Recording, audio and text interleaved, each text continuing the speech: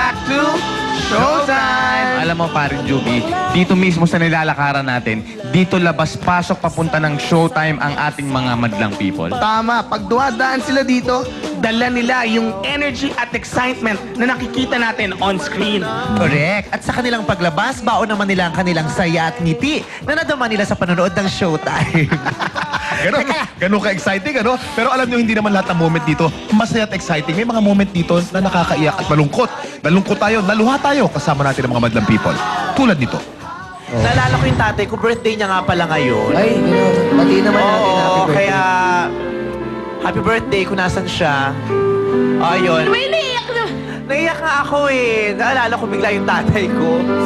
Pero wala lang, nakakatuwa. Ang arte ko, para akong sila. Vice, nasan ba yung tatay mo ngayon? Wala na eh, wala na. Pero alam mo kung saan ang tatay mo ngayon, proud na proud siya sa'yo dahil napaka-talented mo, proud na napakabait proud mong tao dahil meron kang puso, Vice. Ang swerte-swerte nyo talaga, na i-enjoy nyo yung kabataan nyo, na ipupursu nyo yung talents nyo, nang may suporta ng mga taong mahalaga sa inyo. Saan-saan sila galing, yung mga bata, palaboy. Eto, magkakasama, di ba? Ang ganda yung nasi-share nila yung talent nila para ipakita sa buong mundo na kahit ganito tayo, naghihirap tayo, pero nag-i-enjoy tayo. Diba? Kaya congratulations, staff and crew, Direk Bobet ng Showtime. Palakpakan mo natin mga kaibigan. Yung Showtime mo ang tinanghali ng PMBC Star Awards na Best Talent Program ang Showtime. Congratulations! Okay, yun po. Medyo malungkot ako at masaya nung panahon na yun dahil nung sinabi sa akin, Direk, nanalo yung Showtime, sayang, wala ako. Para sa'yo yan, Direk. Inaalay ko to sa ABS-CBN. Allow me to say this. Madlang people, I love you very much. We love you, Direk. We love you. Love you, Direk. Congratulations again. Alam mo, ito lang masasabi ko sa inyo mga kuya. Yan ang tunay na tatak ng totoong performer. Isinasantabi muna yung sariling problema, sariling pinagdadaanan para makapagbigay ng saya sa iba. Congratulations! Ang sarap pakinggan ng mga ganon. Kumbaga na-entertain mo na yung tao, napasaya mo.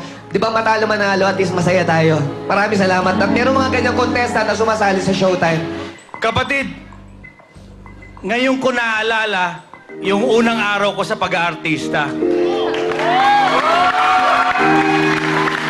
Alam nyo, nung nakita ko sa video, nakita ko ngayon, noong araw, ang dami nagsasabi sa akin na hindi ka pwede mag-artista dahil wala kang kartada ng pagiging artista. Pero binuhat ko ang sarili ko at pinatunayan ko yon na kaya ko sa aking talento, ang aking bilang. At dahil sa nakita ko sa inyo, alam ko na kitang-kita naming lahat dito mga judges, lalo na sa Pilipinas, na dinadala nyo at binubuhat nyo ang inyong pangarap sa tamang daan. Palakpakan tayo lahat nyo. Mamimiss ko kayong lahat and thank you. Alam niyo yun, yung lahat na pwedeng kalokohan, nagawa ko na dito, tumambling ako, nag-rap ako, sumayaw ako. Ang saya. Alam mo yung may kasabihan na it takes 2 weeks to form a habit. Naka 3 weeks ako, parang lifestyle na yata siya sa akin. Pero, muling magbabalik ang bakla. Di ba? Hindi ako alis dito kahit kalat ka rin niya ako. Etchos! Ilang araw ko na pong pinipigil. Gusto ko pong magpasalamat sa inyong lahat for not voting for me. Pinatagal niyo po ako sa Showtime. At hanggang ngayon, pinatunayan niyo sa akin, mahal na mahal niyo ako. Salamat po. But, I've been carrying this since Wednesday. I need to go na po. I have to leave Showtime dahil tinatawag na po ako ng isa ko pang minamahal na craft, ang pag-aarte po. At meron na po akong assignment na teleserye ang gagawin. At alam ko po na hindi itong huli nating pagkikita. Maraming umaga bago po mag-start ang showtime. Napakabuti mo. Kuya Bong, mamimiss kita. Kuya Jules, Kuya Terry, Kuya Andrew, Kuya Kim, napakatalingan niyo po advice. Mahal na mahal kita. And I hope that people will see beyond the mga okray how much of a brilliant and a beautiful person you are. Direk Bobet, Tita Alu, Sir Mark, Kuya, everybody, Rain, Ate Ruth, mamimiss ko po kayong lahat at araw-araw magiging fan ako. Ako ang certified #1 showtimer ninyo. Sa halos sa 4 na buwan ko po na pagiging hurado dito, masasabi ko, kotang-kota na ako. Siyempre, kay Bong, kay Ann, sana sa huli kayo rin ang magkatuluyan. Judes and Teddy, continue to rock your world. Kuya Kim, for me, you're the king of trivia. You're a walking Wikipedia. And to Vice, sayang lang, nakakalungkot wala ka dito. Sabi nila, perfect ang ating tandem kasi para tayong Tarzan and Baby Jane, mani at popcorn. Pero sabi nga, some good things never last. Alam nyo, dito sa Showtime na ipakita ko ang kumpletong rekado ng aking pagkatao. Maraming salamat. Madlang people, nakakalungkot man pong sabihin.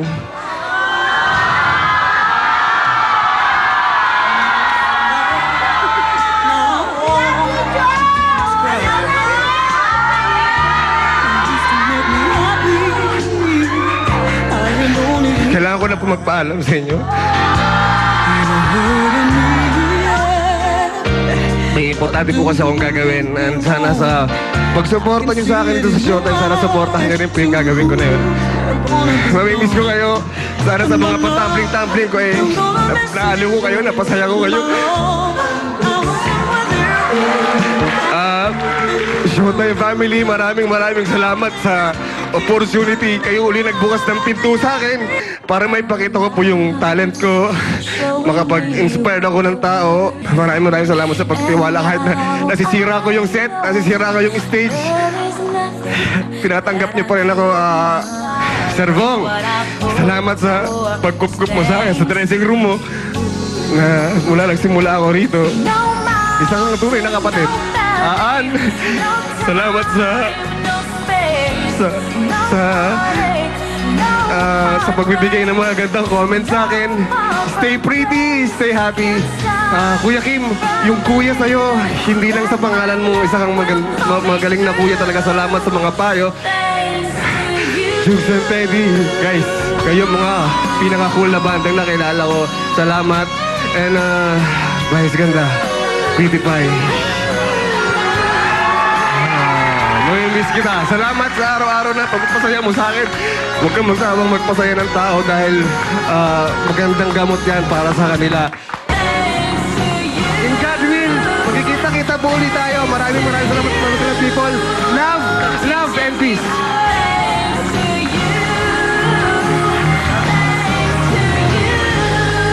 Pero di lang puro iyakan, may mga hayop sa gulat at takot moments din dahil sa mga dalang baon nitong si Kuya Kim.